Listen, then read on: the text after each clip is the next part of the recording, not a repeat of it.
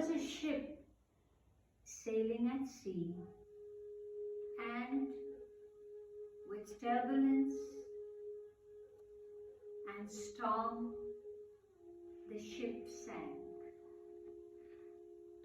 There was this one person who survived and managed to swim or float across to a shore. It was an island, a secluded island, and when he found himself on that island, with nobody around, unaware of his surroundings, he began to breathe, and inside of this breath of life, he created for himself a hut, a home with all the natural resources that he could find. And as he carried on his day-to-day life, he wondered if he would ever be saved from where he was. And one day, in the distance, he saw a ship approaching. And he ran as close as he could to the water and began waving his hands and shouting, "Help! Help!" He continued on and on until his voice turned hoarse. For a moment he thought the ship had steered towards him, but when he looked again, he found that the ship was sailing away from him. And when he saw that, he turned around and sat on this huge boulder and began to sob. And suddenly what does he see? That his hut that was made of natural resources was on fire. It was burning, and that was his only possession, he thought, in this material world.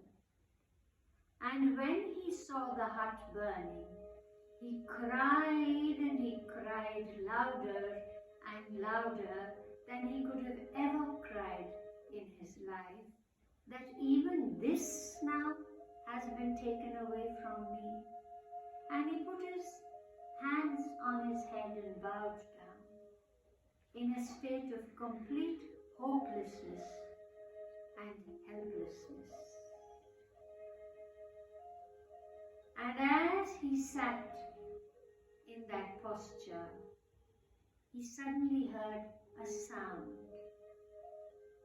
And he turned around facing the sea, and guess what?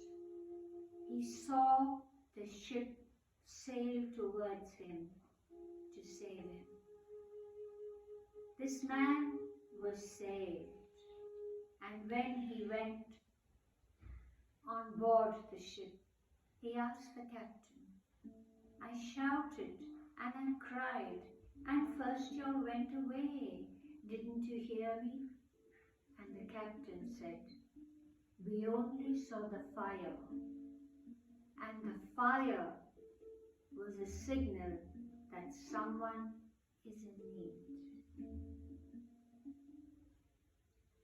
From this story, remember that there will be moments in our life when we think that it is the end of our story.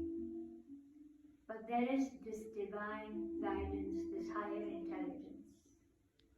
And that higher intelligence, like it set his last possession on fire, and a savior came forward. Similarly, in our lives, there will be challenges. But remember, trusting the process of life in complete faith and surrender is the only answer. Your inner being, your heart, that is where God resides. Every cell in your body is Great Spirit, your inner being, your soul. So just allow, and in the allowing,